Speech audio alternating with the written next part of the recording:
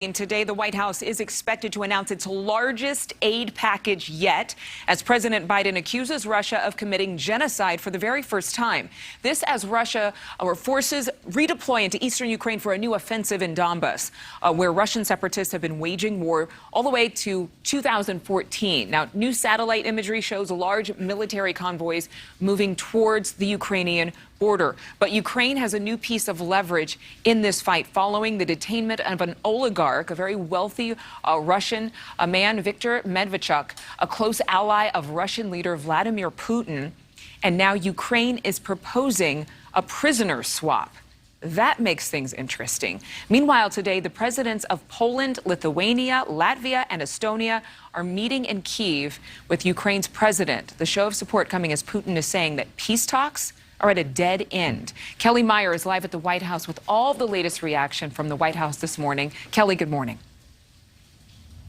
Good morning, Adrienne. The president not shying away now from calling what Russian President Vladimir Putin is doing as genocide. Putin dismissing any evidence as fake and saying he will carry out the invasion to, quote, its full completion. The U.S. could make new moves to send more weapons to prevent Putin from reaching that goal.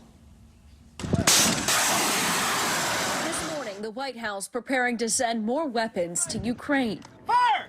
The Biden administration expected to announce as early as today another $750 million in military assistance. If approved, this package would be on top of the $1.7 billion in aid already sent since Russia invaded now 7 weeks ago. And it could be the most expansive shipment yet.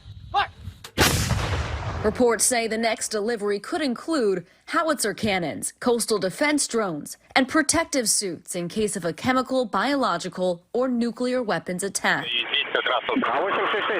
U.S. officials say they can't confirm whether Russia has used chemical weapons. This is a real concern. It's a concern that we had from before the aggression started. This as President Biden, for the first time, calls what Vladimir Putin is doing genocide. None of it should hinge on whether a dictator declares war and commits genocide in half a world away. Yes, I call this genocide.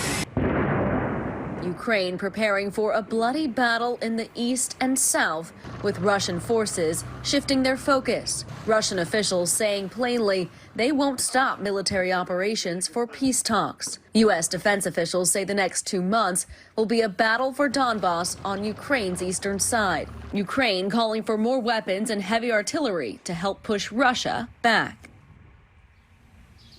Now, Adrienne, a senior defense official telling NewsNation the delivery of the $800 million aid package is nearly complete. That's set to be fully delivered by the middle of this month. That includes everything from small arms ammunition to machine guns to grenades and other explosives. We're told another flight is expected to arrive today, sending much of these same weapons into Ukrainians' hands. Thank you so much for watching. Make sure to click on the red subscribe button below so you can get more of NewsNation's fact-driven, unbiased coverage.